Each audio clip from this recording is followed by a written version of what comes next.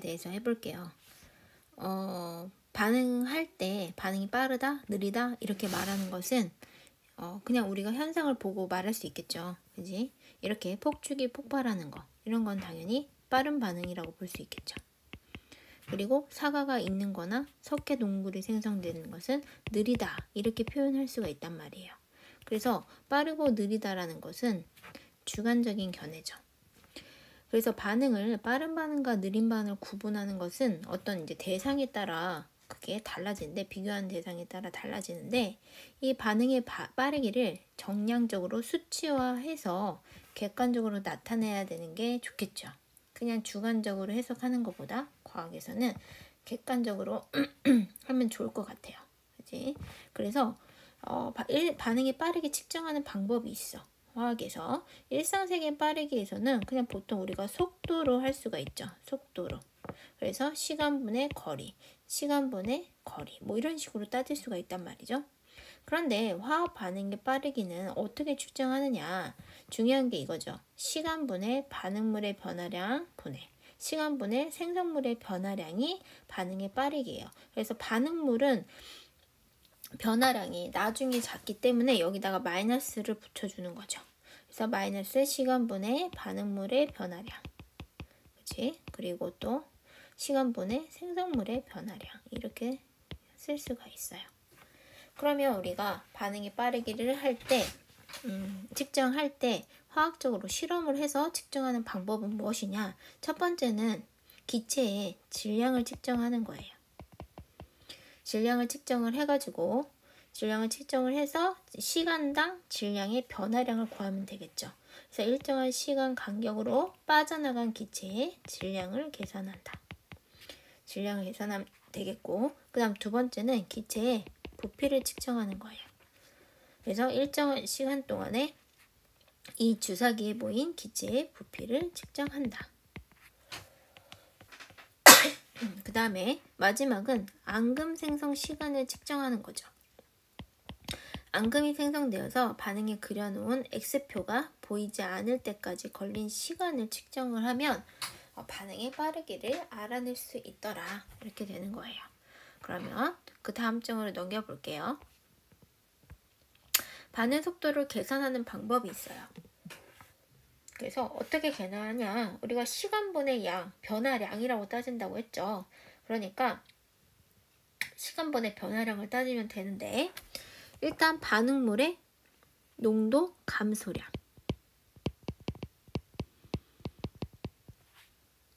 생성물의 농도가 어떻게 되겠어요? 당연히 증가하겠죠.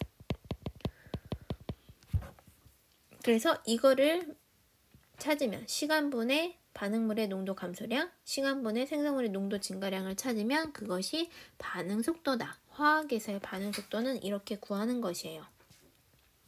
그 다음에 뭐라고 나왔어요? 일정 시간 동안에 반응의 그 평균적인 반응 속도는 뭐냐? 그래서 우리는 이거를 평균 반응 속도라고 하는 거예요. 평균 반응 속도.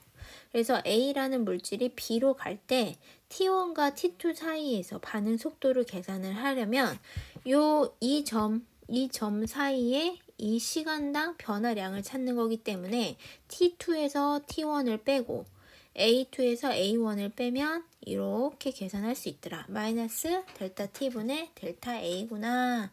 이렇게 계산을 할 수가 있고, 그래서 이 평균 반응 속도는 중요한 게 두 점 사이를 지나는 직선의 기울기와 같다는 것이 특징이죠. 그리고 여기는 이제 세 번째, 여기는 순간 반응 속도예요. 그래서 어느 한 지점에서의 반응 속도를 말하는 거죠. 그래서 A라는 지점에서의 반응 속도는 이 곡선의 직선의 기울기다. 접선의 기울기가 같다.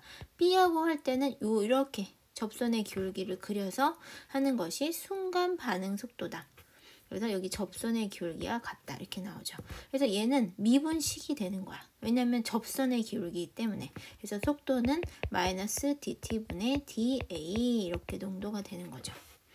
그리고 나서 t가 0일 때 순간 반응 속도를 우리는 뭐라고 하냐? 그러면 초기 반응 속도라고 하는 거예요. 초기 반응 속도. A0 그래서 이렇게 접선을 그으면 이게 초기 반응 속도구나 이렇게 되는 거고요. 반응물과 생성물의 개수가 다를 때는 어떻게 되냐? 그럼 이렇게 생각해 보세요. 지금 질소라는 하나의 물질, 이 물질이 1몰이 사라질 때 얘가 2몰이 나오고 있잖아요. 그럼 당연히 속도가 암모니아가 2배가 더 빠르겠지. 그러려면 얘하고 속도를 같게 만들려면 어떻게 해야 되냐? 2분의 1을 해줘야 되더라. 왜냐하면 얘가 없어지는 속도와 생성되는 속도에서 얘가 생성되는 몰수가 2배 많으니까 속도는 2배 빠르겠죠. 하지만 식으로 쓸 때는 2분의 1 해서 갖다 놓고 풀고, 수소는 어떻게 된다? 수소는 3배, 얘가 하나 없어질 때 3개 없어지니까 속도가 시간당 얘는 1대 3인 거야. 그러니까 3분의 1배를 해줘야지만 얘가 속도가 똑같게 되는 거죠.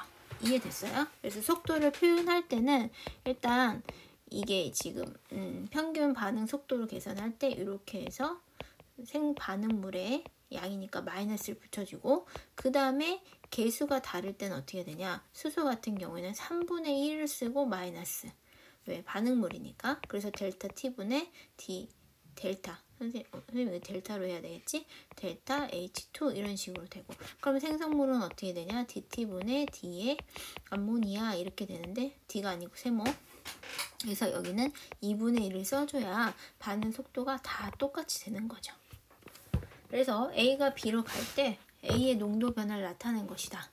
물음에 답해보자 그랬는데 0에서 1초로 갈 때 평균 반응 속도는 시간분의 1 빼기 0분의 0.5 마이너스 1.0이죠. 그럼 얼마예요? 마이너스 5가 되나? 0.5가 되나? 근데 원래 평균 반응 속도 할 때 여기다 마이너스를 붙여줘야지. 그러니까 0.5 몰 퍼 세크, 몰 퍼 리터 세크 이렇게 되겠어요. 그럼 1초에서 2초의 평균 반응 속도, 어차피 시간은 1초가 되니까 1분의 1에서 2면 0.2 마이너스 0.5 이렇게 되는 거죠. 그지? 그리고 마이너스를 붙이면 돼. 됐어요? 그러면 얘는 얼마냐? 0.3 몰 퍼 리터 세크 이렇게 되겠네. 0에서 2초의 평균 속도는 어떻게 되냐? 이렇게 0에서 2니까 2분의 0.2 마이너스 0.1 하면 0.1이지. 1 나누기 2니까 0.0 뭐가 잘못됐나? 선생님이 여기서 0. 다시 할게요. 이 부분 이거 속도 평균 반응 속도는 2-0분의 0.2에서 2를 빼야 되는구나. 그리고 빼기. 그럼 2분의 플러스 0.8이니까 0.4 이렇게 되는 거죠. 구할 수 있겠죠. 평균 반응 속도. 그러면 두 번째로는 이 식에서의 반응 속도를 요거의 농도 변화량으로 나타내시고 그랬거든요. 그러면 N2O하고 N2하고 O2 있는데 N2O는 속도가 어떻게 되겠어요? 농도 변화를 이용해서 속도를 나타내자고 했으니까 반응물이지. 그러니까 델타 T분의 D 델타 N2O 이렇게 되는데 얘의 개수가 2니까 2분의 1을 써줘야겠죠. 그거랑 뭐랑 같다? 이제 플러스. 그게 생성물이니까 델타 T분의 델타 N2 쓰는데 여기도 2분의 1을 써주겠죠. 그리고 나서 마지막으로 어떻게 쓰면 되겠어요? 산소니까 산소 플러스 쓰고 개수가 1이니까 델타 T분의 델타 O2의 농도 이렇게 되겠네. 그래서 속도가 요 세 개가 같다. 이렇게 나오면 되겠어요. 그래서 이렇게 속도에 관련돼서 이게 이제 미분 배웠으니까 여러분들 알 거예요. 순간 반응 속도가 접선의 기울기라는 거. 그리고 반응 속도를 구할 때는 항상 농도의 변화량, 농도의 증가량 이렇게 따지면 된다. 이렇게 알아두시면 되겠습니다. 이상 마칠게요.